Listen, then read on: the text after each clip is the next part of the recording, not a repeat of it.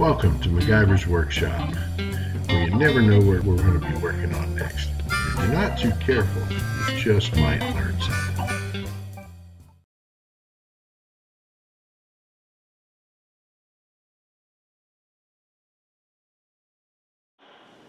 Hi there. Welcome back to another episode of MacGyver's Workshop, where today we're going to be doing an unboxing on a Visio E75-E3 television, and you can get these for around $1,300 at Sam's. So anyway, let's get cracking to pop one of these things open. You got to undo the little plastic magnets down at the bottom there, and then the whole thing slides up and slides off. So let's get it out of the box, shall we? Now, the proper way to open one of these boxes is to undo these little clips. There'll be 4 of them, 2 on each side at the bottom of the box. And what you have basically is just basically a little clip. You squeeze, pull it, and then this whole thing pops out of the box. And then the whole top half, like a clamshell, just slides right up off. And the remainder of it, will stand on its own, though I wouldn't trust it. So always be careful of that. So we'll get it out of the box here and get it mounted, and then we'll start talking about some of the different features and take it out for a drive, and then I'll give it a Doug score. Oh wait, sorry, that's the wrong channel. Anyway, I'm really excited to see what it's going to look like on the wall, because I'll show you what we have now, which is what we've had for what, 9 years. You know, we've had this Panasonic Viera, which is a 43-inch, and I will hand the camera over there. You know, and of course, back in my day, 43-inch TV, that's like freaking huge. But now it's like, where's its mommy? You know, it's like, oh, there it is. All right. Now, at this point, if you are setting one of these things up, you most likely may have decided to mount it on the wall. In my case, that's what we're doing. So at this point, you would want to go ahead and mount your brackets on the back of the TV there while it's being supported by the box. So let's get that done. Okay, so for my wall mounting solution, and you know, I don't usually advocate any particular one brand over another on my channel, mainly because I don't have any sponsors or anything like that, so I just go off my own personal experience. And I'm purposely out of frame here, but that's okay because I want to show you this. And I've used this style of mount a lot in my work, and they have proven to be absolutely wonderful and foolproof, and I'm just very happy with them. So that's what we will use, and in the meantime we will put our mounts on here, which are these, which will mount to the back of the TV, and then it just clips onto the wall and locks into the rail, and it makes it very easy to get it off if you ever have to take it down to service it. So we'll get these mounted and screw them onto the back of the TV here. Okay, as you can see now, I've got the 2 brackets screwed onto the back of the TV, and when you get to a TV this size of either 70 inches and larger, they use the largest Visa mounting size, and I think that's 400 millimeter. Correct me if I'm wrong. So you pretty much go to the outer ends of the mounting bracket. So now if you had a slightly smaller TV like a 70 or E75 that used a smaller Visio mounting pattern, then you could also take and adjust those brackets up or down depending where to mount the, adjust the height of the TV. In this case, I'm going to have to, because that's the largest mounting, I'm going to have to make sure I have the mount bolted to the wall where I need it. So anyway, moving right along. Okay, so what we need to do at this point is we will need to measure from this point here down to the bottom of the television to make sure that we have our TV at the right height. So we're basically looking at 22 3/4. So when we put our mount on the wall, we want to make sure that the lip of the top rail is 22 3/4 from wherever we want it here, which will be the top surface of this. I measured this from the floor, and it is 32 inches exact. So we would go add 22 3/4 to that, and that's where we would make our mark where the top rail needs to be. However, we don't necessarily want this laying on the top of this tabletop, so we're going to fudge it an extra 1/4 of an inch and make it a full 23. So 22 or 32 plus 22 will get us to where we need to go. Okay, so what we've done here is we've done a couple of things. One, we've marked where our studs are on the wall. And then I've also, in addition to marking the height where the top rail needs to go, I've also marked the center line between the two speakers, because that's where the TV needs to go. So once we do that, then we take this, and I've marked the center line of this on here, and we just line that up with that center line mark and put it at the top where our mark is. And of course I have to feed some cables through it here, but you get the idea of where we're going to go. And then we know where our studs are, so we can run our screws in. Alright, so now basically most of your wall mount kits will include a little level that will help you set this to where it needs to be. So what we'll do, I have one screw here holding this in, so we'll bring this up to where she's nice and level.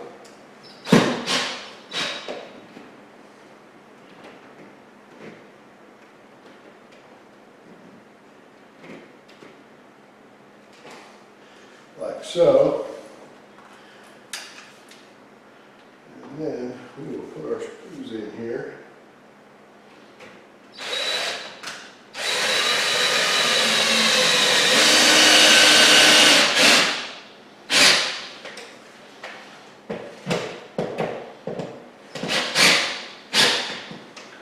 And there you have that.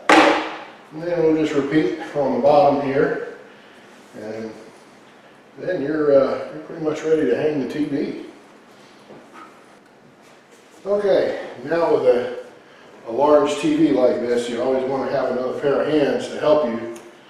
So, and you never want to touch anywhere in the screen area, only on the outside perimeters. So, fortunately this TV gives you plenty to grab onto in the back.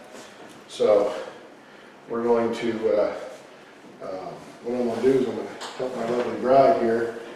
I'm picking this end up for her so she can get all the way down to the bottom.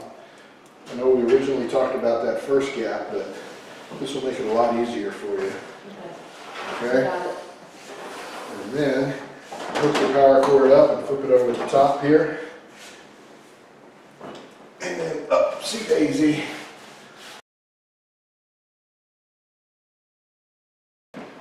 Now to to pull the bottom out, and you can't, so that's good. And we are good.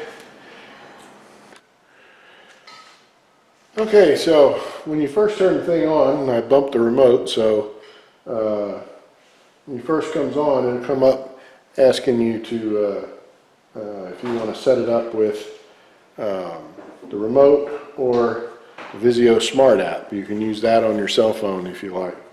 Me, I'm going to use a remote because all I'm going to use this for is a monitor, so as long as HDMI 1 works, I'm happy. So I pressed OK, and I selected English for my language, home use, and my display is located in the USA. And you're just pressing the OK, which is a little round button in the middle here. I'm going to skip this because I don't want it. I don't want that on my Wi-Fi.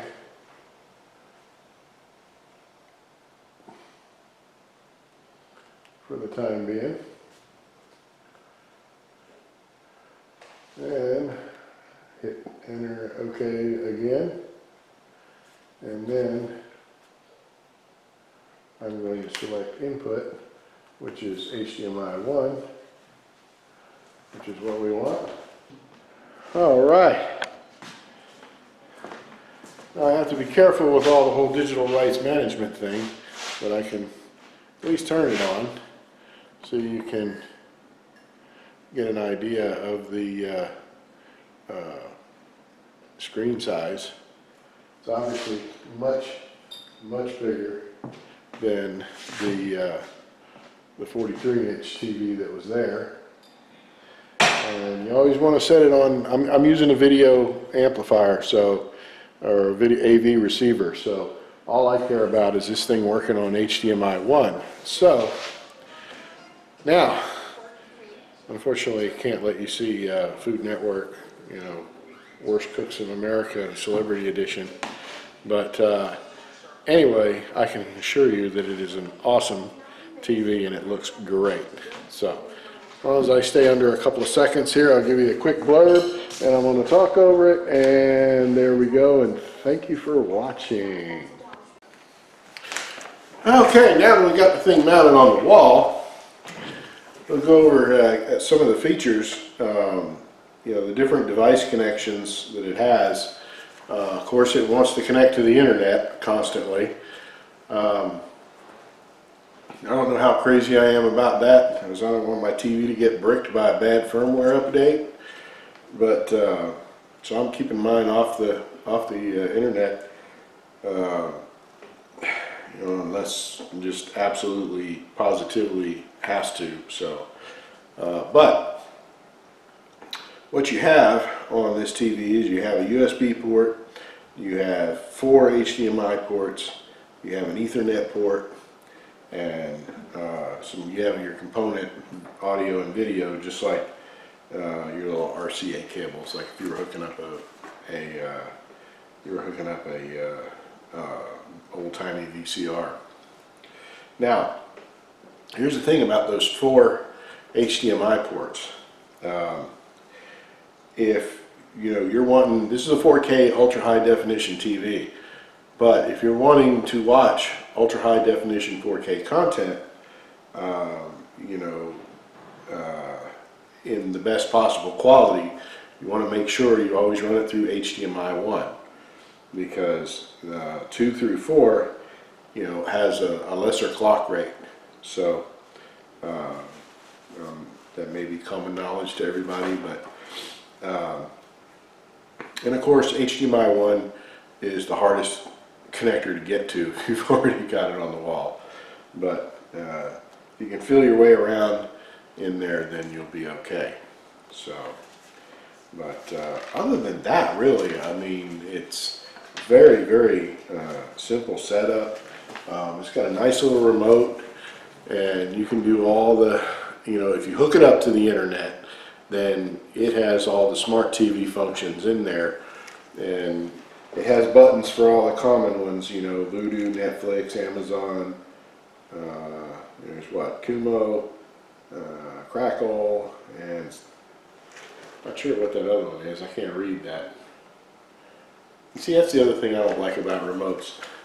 You know, these remotes suck because they make the buttons so dang small on them that you can't read them.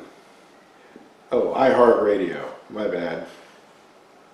Now, of course, that has nothing to do with me being old and my eyesight failing me, but, you know, to me, you know, I don't know about you, but my living room, if I'm watching a movie or watching TV, I've got the lights off. So, you know, it's, you know, unless you just have muscle memory as to where everything is on your remote, I guess you're okay. But, and this will be subject of another video, I am going to use the Logitech Harmony, which will combine all my remotes into one, and also it's a backlit remote. So, but that's a topic for another video. And other than that, you know, you've got your remote here. Takes 2 AAA batteries. Visio's nice enough to supply you with a couple of Duracell batteries, not them little, you know, GP or Grand Prix or whatever those little cheapy batteries are. But, you know, I'll tell you this though, every remote I've ever had that's come with those little cheapy batteries, they've lasted a good long time. So, but other than that, you know, so far I'm tickled with it. Time will tell as to how well it holds up. I just went with the calibrated picture mode as far as how the display looks. You can crank it up and use like vivid, and you know, that makes it really bright, but also that you know, that also will make it use more power, but you know, that's okay too.